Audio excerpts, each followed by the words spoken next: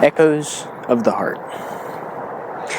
Michael sat at his office desk long after his coworkers had left, staring blankly at the computer screen. The spreadsheet in front of him blurred as his mind drifted. Lately, a persistent feeling of emptiness had been gnawing at him, but he couldn't pinpoint why. He had a successful career, a comfortable home, and friends he saw occasionally. Yet, something was missing, a subtle ache he couldn't shake. One weekend, while cleaning out his attic, Michael stumbled upon an old cardboard box labeled Childhood. Curiosity piqued, and he opened it to find a treasure trove of memories. Toy cars with chipped paint, faded comic books, and a worn-out baseball glove. At the bottom lay a sketchbook filled with crayon drawings. Flipping through it, he smiled at the childish skulls of superheroes and fantastical creatures. Then he paused at a drawing of a small boy standing alone under a rainy sky.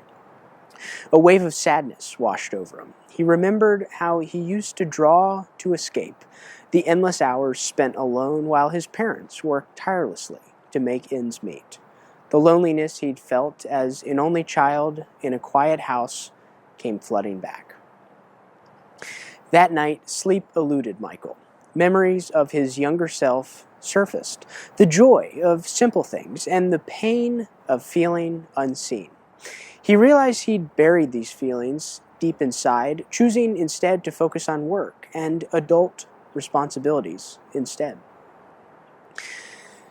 The next day, Michael decided to visit a therapist. It wasn't an easy decision. He'd always considered himself self-sufficient, but the discovery in the attic had stirred something within him that he could no longer ignore. Dr. Patel welcomed him warmly. "What brings you in here today?" she asked.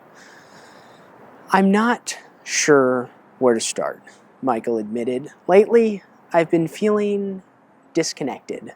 I found some things from my childhood, and it's brought up emotions I didn't expect." As weeks turned into months, their sessions delved deeper into his past.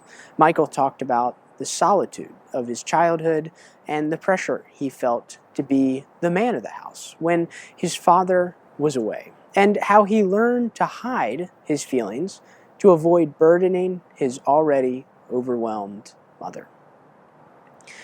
One day, Dr. Patel introduced the concept of the inner child. It's the part of us that retains our childhood emotions, memories, and experiences, she explained. Sometimes, healing involves reconnecting with that inner child. Michael was skeptical.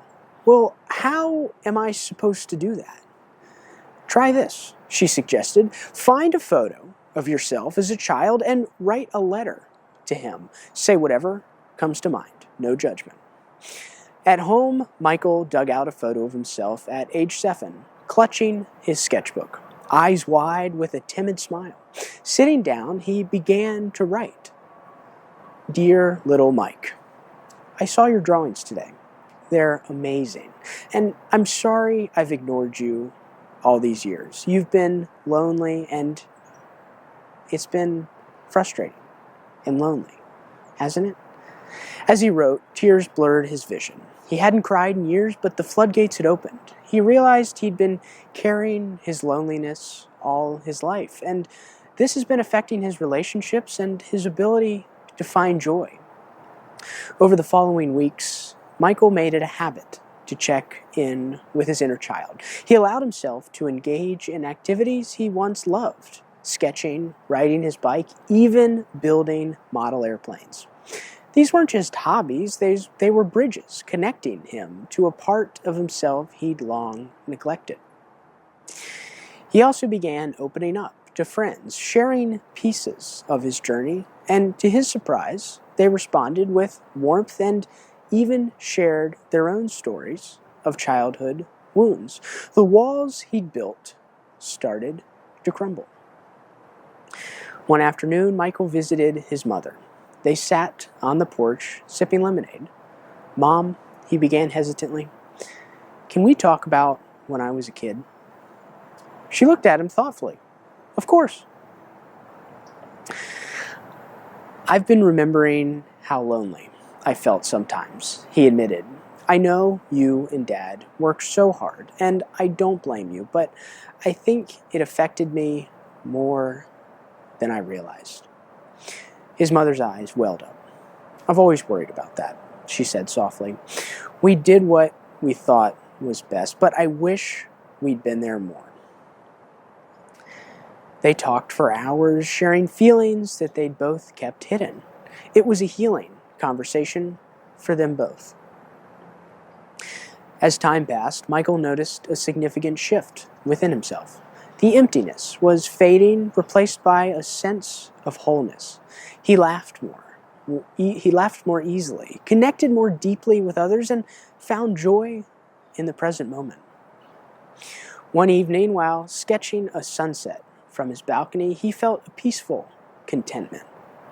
"Thank you," he whispered internally. A quiet voice seemed to respond. "For what?" "For waiting for me to remember you." Now, Michael's story demonstrates the profound impact of reconnecting with one's inner child. By acknowledging and nurturing the neglected parts of himself, he was able to heal long-standing emotional wounds. This very realistic journey shows how healing often involves looking inward and embracing our past and offering ourselves the compassion we deserve. It's a process that I think many can relate to, recognizing that to move forward authentically, we sometimes need to reach back and hold the hand of the child we once were.